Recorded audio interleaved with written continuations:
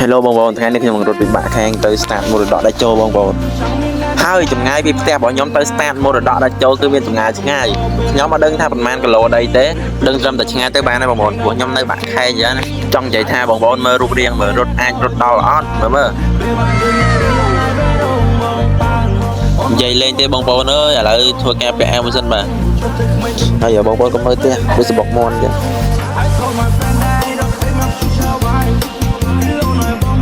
ហើយនេះគឺជាស្បែកជើងដ៏កញ្ចាស់បាទខ្ញុំមកយកខ្លួនឯងដែរបងប្អូននៅសង្ស័កចង់រត់ទៅ start មរតកដាច់ចូលហើយចូលតែចិត្តទៅបងប្អូនពិបាកខាងទៅ start មរតកដាច់ចូលបងប្អូនចូលឆ្ងាយដែរខ្ញុំដឹងតែចម្ងាយប្រហែលគីឡូអីទេបងប្អូនហើយរត់នេះអត់មានមិត្តភ័ក្តិអីរត់ទៅជាមួយបងប្អូនរត់តែឯងហើយនេះក៏ជាវីដេអូទី1ដែរបងប្អូនដែលខ្ញុំថតសកម្មភាពលក្ខណៈ vlog ពីមុនមកតែធ្វើទេបងប្អូនអើយ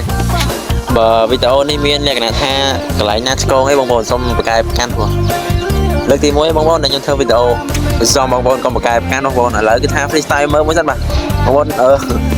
បានទៅវាធូរបីបងប្អូនដល់ពេលអញ្ចឹងទៅយើងលក្ខណៈថាយើងទាត់ទៅម្ខាងអញ្ចឹងណាវាវាចហ្មងពិបាកគ្រប់គ្រងតោះពេលសកម្មនៃការរត់របស់យើងចាប់ដើមកុំឲ្យខាពេលវេលាយូរបាទហើយខ្ញុំអត់បាននិយាយទេបងប្អូនខ្ញុំចាក់ចម្រៀងឲ្យស្ដាប់មិនដឹងចាក់បទអីទេបងប្អូនអើយ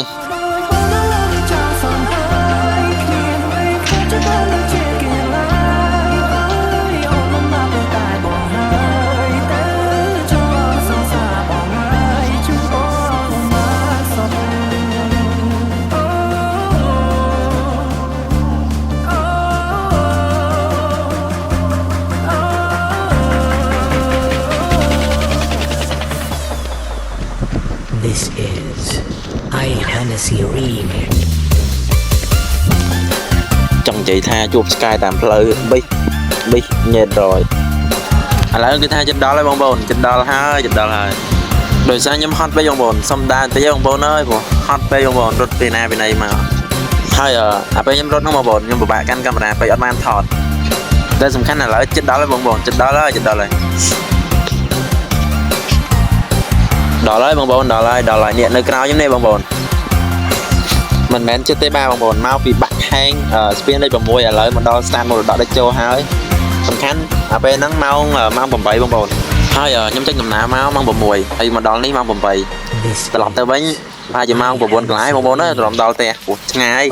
ណាមកយើងរត់អស់កន្លងទៀតដល់ពេលទៅវិញទៅមិនទេបងប្អូនអើយប្រហែលជាជីផាសែទៅហើយព្រោះអស់កន្លងអស់អាលេងមកបងប្អូន